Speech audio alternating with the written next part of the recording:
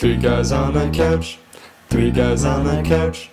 Three guys on a couch. Three guys on a couch. Three guys on a couch. Three guys on a couch. Three guys on a couch. Couch. So Connor, are you still thinking about going to UBC? I think so, but I'm not entirely sure. But Connor, you can't go there. It's dangerous. Why, Ryan? Because of the police brutality. Some guy was tasered until he died at the Vancouver airport. No way! Yeah, way. Oh, you mean that Polish guy, The Polish guy. The Polish guy, yeah. No, yeah, that was pretty bad. It couldn't have been that bad.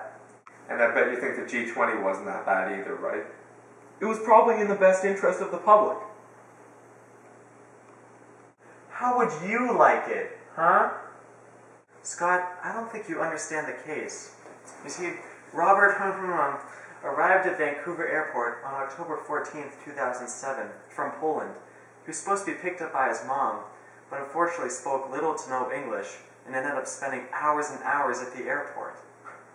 Yeah, so what happened after that? Apparently he was having troubles in customs, and because his mother wasn't there, he didn't really know what to do. So when people were trying to communicate with him and he didn't speak English, he started to get frustrated.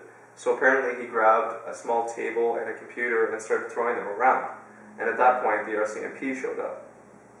Yeah, and then from there, the RCMP just came out all full force. He wasn't even doing anything. He was just standing there, and they tasered him 5 times to the ground. And it was all videotaped, too.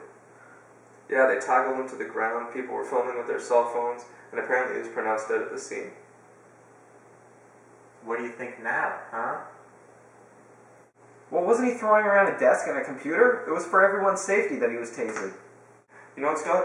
We're going to show you that video that the people took with their cell phones of the whole thing, and if you still feel the same way, you're insane. Alright?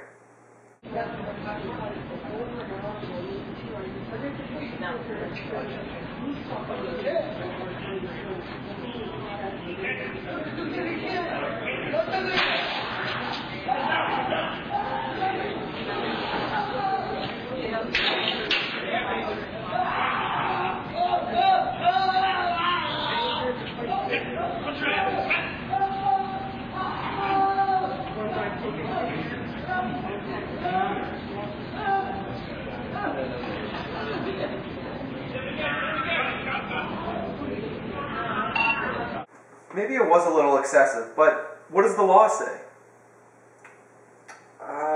Let's check it out.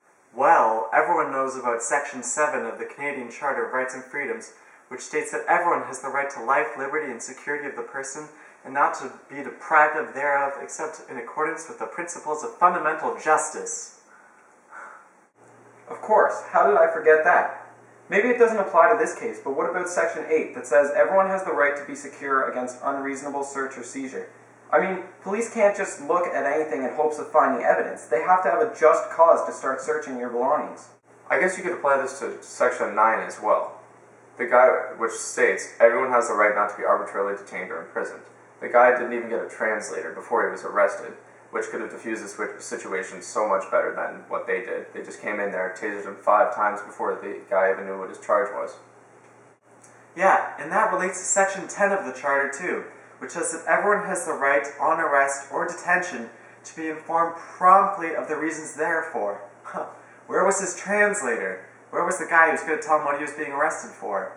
They should have had a translator there before they decided to taser him 5 times. I guess based on those sections of the Charter and Rights and Freedoms, he was sort of in the right and the RCMP was doing the wrong things. Now you agree. There you go. Well, according to Section 25, Article 1 of the Canadian Criminal Code, everyone who is required or authorized by law to do anything in the administration or enforcement of the law is, if he acts on reasonable grounds, justified in doing what he is required or authorized to do in and using as much force as necessary for that purpose. So clearly, these police officers used far more force than what was necessary and did not at all match the threat that Robert was presenting. So clearly, they were not justified under Article 25. Not only that, but Section 3 of the same article says that a person is not justified in using force that will cause death or serious bodily harm unless it is for the purpose of saving themselves or someone in their care. Now clearly, in this case, no one was in threat of dying or having serious bodily harm, and tasering someone 5 times is not a justified use of force. I'm on a bed. 3 guys on a bed. 3 guys on a bed. 3 guys on a bed. 3 guys on a bed. 3 guys on a bed. The bottom line is, it's the responsibility of Canadian police officers to find the appropriate middle ground between not infringing upon citizens' rights and finding an appropriate amount of force to use when arresting them, depending on the severity of the crime that's being committed. I agree. And think about the G20 summit, Scott. Were all those police brutalities really justified? I mean, take a look at these clips. Does that look like a reasonable amount of force?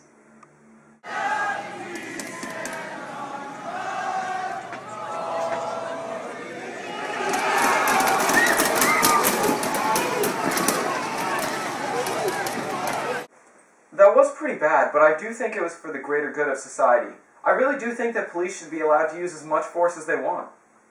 Really? Oh yeah! Like this? Do you now? This is what an arrest should look like.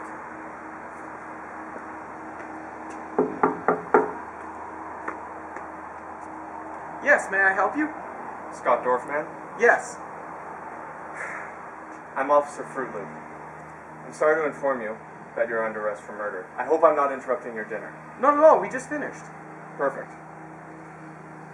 I forgot my handcuffs in the car. Do you mind just keeping your hands behind your back? Of course, officer. Perfect, thank you.